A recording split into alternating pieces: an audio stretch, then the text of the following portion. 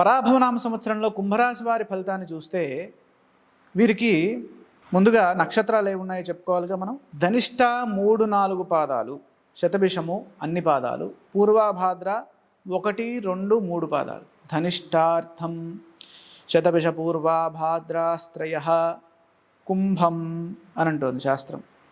ఇక్కడ ఆదాయము వ్యయము చూస్తే ఆదాయము 2, వ్యయము 8, రాజపూజ్యము 4, అవమానం 2. ఆదాయానికంటే వ్యయం అత్యధికంగా ఉంది కాబట్టి ఆర్థికంగా జాగ్రత్తలు తీసుకోవాలి. రాజపూజ్యం ఎక్కువగా ఉంది అవమానం కంటే, కాబట్టి సమాజంలో మంచి పేరు ప్రతిష్టలు ఉంటాయి. ఇక్కడ మనం 2 విషయాలను దృష్టిలో పెట్టుకోవాలి. ఇక్కడ కుంభరాశి వారికి ద్వితీయ స్థానంలో ధనస్థానంలో ఏలినాటి శని ఉంది.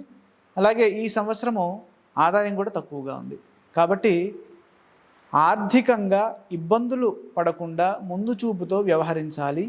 అదేవిధంగా నమ్మి మోసపోకూడదు. నమ్మి డబ్బులు ఇచ్చామండి మళ్ళీ తిరిగి రావట్లేదు, చాలా విసిగిస్తున్నారు అనేటటువంటి వాక్యాలు వినిపిస్తూ ఉంటాయి.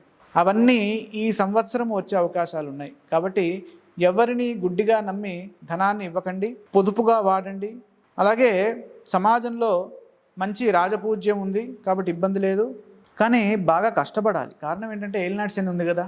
ఏలినాటి శని ఉన్నప్పుడు మనకి ఎన్ని శుభయోగాలున్నా ఆ శనిగ్రహం ఏం చేస్తాడంటే ఆయన ఒక రకమైనటువంటి బద్ధకాన్ని ఇస్తాడు. మనకి లక్ష్యం కనిపిస్తూ ఉంటుంది, మనం చేయగలం దాన్ని, కానీ ఏం చేస్తానులే అనేటటువంటి ఒక ఆలోచన ఇస్తాడు. దీన్నే వైరస్ అని అంటాం. ఈ వైరస్ని తొలగించాలంటే ఈశ్వరారాధన చేయాలి. ఎవరికైతే ఏలినాటి శని దోషం ఉందో వారు ఈశ్వరారాధన, ఓం నమః శివాయ అనేటటువంటి పంచాక్షరి మంత్రాన్ని చదువుకోవడము, ఈశ్వర అభిషేకం చేయడము, ఇవి చేయడం ద్వారాగా వారికి సత్ఫలితాలు సిద్ధిస్తాయి. ఇక్కడ సమయస్ఫూర్తితో ముందుకు సాగాలి, పరిస్థితుల్ని అర్థం చేసుకుంటూ పని చేయాలి. సమిష్టి నిర్ణయాలు మేలు చేస్తాయి. కొన్ని సందర్భాల్లో పనులు నిదానంగా ముందుకు సాగినా మొత్తం మీద అవి పూర్తవుతాయి. జూన్ 2వ తారీఖు వరకు గురువు పంచమంలో ఉన్నారు. పంచమ బృహస్పతి అనుకూల ఫలితాలను ఇస్తారు. సంతానపరంగా మేలైన ఫలితాలు ఉంటాయి. మంచి ఆలోచనల్ని కలిగిస్తాడు ఆయన. సకారాత్మక ఆలోచనలు ఎప్పుడైతే వస్తాయో మన లక్ష్యాలు చాలా గొప్పగా ఉంటాయి అని అర్థం. కాబట్టి పంచమ బృహస్పతి యోగము చాలా విశేషమైన ఫలితాన్ని ఇస్తుంది. మంచి తెలివితేటలు కలుగుతాయి. సమయానుకూలంగా వ్యవహరించి విజయాలను సాధిస్తారు. పంచమ బృహస్పతి యోగము ఇక్కడ కుంభరాశి వారికి, విద్యార్థులకు, అలాగే వృత్తి ఉద్యోగ వ్యాపారాల్లో ఉండేటటువంటి వారికి, వివాహ ప్రయత్నాలు చేసేవారికి, వారందరికీ శుభకాలంగా చెప్పచ్చు. అదేవిధంగా జూన్ తర్వాత అక్టోబర్ వరకు 6వ రాశిలో ఉంటాడు. మళ్ళీ అక్టోబర్ నుంచి జనవరి వరకు ఈయన సప్తమంలోకి వస్తాడు. అంటే ఇక్కడ కుంభరాశికి కూడా 2 రాశుల్లో గురువు అనుకూలంగా ఫలితాన్ని ఇస్తున్నారు, పంచమము సప్తమము. కాబట్టి కుంభరాశి వారికి కూడా దైవబలం పరిపూర్ణంగా ఉంది.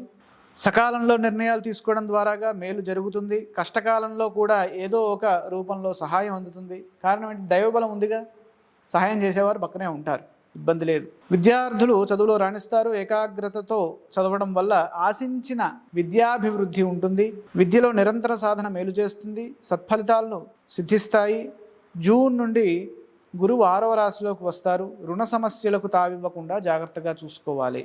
జూన్ నుండి అక్టోబర్ వరకు కాస్త ఆర్థిక పరంగా కీలకమైనటువంటి నిర్ణయాలు, పెద్ద పెద్ద పెట్టుబడులు అవన్నీ చేయకుండా జాగ్రత్తగా ఉంటే సరిపోతుంది. ఏది లోతుగా ఆలోచించవద్దు, నిరుత్సాహం చెందవద్దు. కర్తవ్య దీక్షతో ముందుకు సాగాలి. కుటుంబ సభ్యులతో ఆలోచించి నిర్ణయాలు తీసుకోవాలి. ఇక రాహు యొక్క స్థితి చూస్తే రాహు ఏమో జన్మరాశిలో ఉన్నాడు. రాహు అంటే మాయ, ఉన్నది లేనట్టుగా లేనిది ఉన్నట్టుగా కల్పించేటటువంటి గ్రహము. మనకి 9 గ్రహాలు, అన్ని గ్రహాలు కనిపిస్తాయి, 7 గ్రహాలు కనిపిస్తాయి, 2 గ్రహాలు కనిపించవు కంటికి. వాటినే ఛాయాగ్రహాలు అని అంటాం. అవే రాహు కేతు. ఈ రాహుకేతువుల్ని ఎప్పుడు చూస్తాము? కేవలం గ్రహణ సమయాల్లోనే చూస్తాం. కాబట్టి ఈ రాహు అనేది మాయాగ్రహము ఎప్పుడైతే జన్మరాశిలో ఉంటుందో మనము మన సరౌండింగ్ అంతా ఒక మాయ ఆవరించి ఉంటుందన్నమాట. కాబట్టి దాని నుండి బయటికి రావాలి.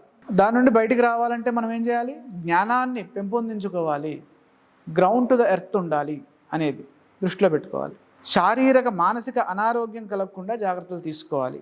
అలాగే ఆ తర్వాత డిసెంబర్ 7 నుంచి రాహువు ద్వాదశంలోకి వస్తారు. ద్వాదశంలో కూడా మిశ్రమ ఫలితాన్ని ఇస్తారు. దూర ప్రదేశ ప్రయాణాల్లో జాగ్రత్తగా ఉండాలి. అలాగే వృధా ఖర్చులు కాకుండా చూసుకోవాలి. రాత్రిపూట ప్రయాణాలు తగ్గించడం చాలా కీలకం. ఇక సప్తమంలో ఉన్నటువంటి కేతువు కూడా భార్యాభర్తల మధ్యలో మిస్అండర్స్టాండింగ్స్ ఇచ్చే అవకాశాలు ఉన్నాయి. కాబట్టి అన్యోన్యత తగ్గకుండా మిత్రత్వంతో ముందుకు వెళ్ళాలి.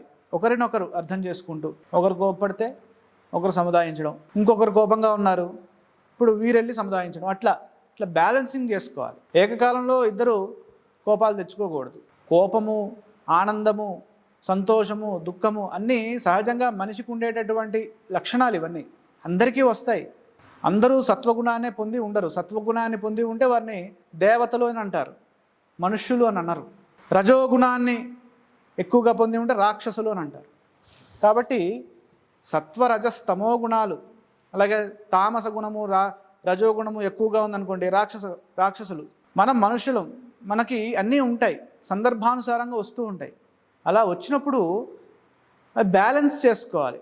ఇద్దరికి ఏకకాలంలో ఒకటే ఆ ఎమోషన్ వచ్చిందనుకోండి, సంతోషకరమైనటువంటిది ఎమోషన్ వస్తే ఇబ్బంది లేదు. వ్యతిరేకంగా కోపం ఇద్దరికి ఒకటేసారి రాకూడదు. కారణం సప్తమంలో ఉన్నటువంటి కేతువు యొక్క ఫలం అన్నమాట అది. ఇక 6వ రాశిలో కేతువు ప్రవేశిస్తారండి. ఎప్పటి నుంచి? డిసెంబర్ 7వ తారీఖు నుండి చాలా గొప్ప ఫలితాల్ని కేతువు ఇస్తున్నారు. శత్రువులపై విజయం ఉంటుంది. శత్రువులు అంటే బయట మానవ రూపంలో ఉండే శత్రువులా కాదు, అంతర్గత శత్రువులు కూడా శత్రువులే.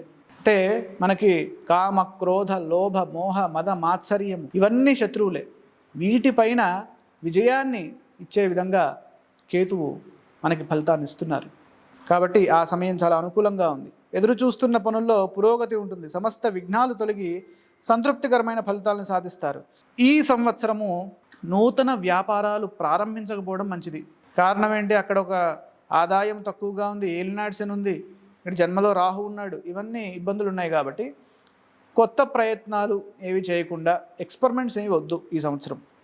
ఆధ్యాత్మిక చింతన పెంచుకోవడం ద్వారాగా ప్రశాంతత సిద్ధిస్తుంది. ఈ సంవత్సరము కుంభరాశి వారు ఆంజనేయ స్వామి వారి ఆరాధన, రామనామాన్ని స్మరిస్తూ రాముణ్ణి ఆరాధించినట్లయితే గొప్ప ఫలితాలు సిద్ధిస్తాయి. ఏలినాటి శని ఎవరికైతే ఉంటుందో వారికి రామనామము, అలాగే ఆంజనేయ స్వామి వారి ఆరాధన, శివారాధన, వెంకటేశ్వర స్వామి వారి దర్శనం ఇవన్నీ పరిహారాలుగా ఉన్నాయి. కాబట్టి వీటిల్లో ఏది సౌకర్యంగా ఉంటే అది చేసుకోవచ్చు.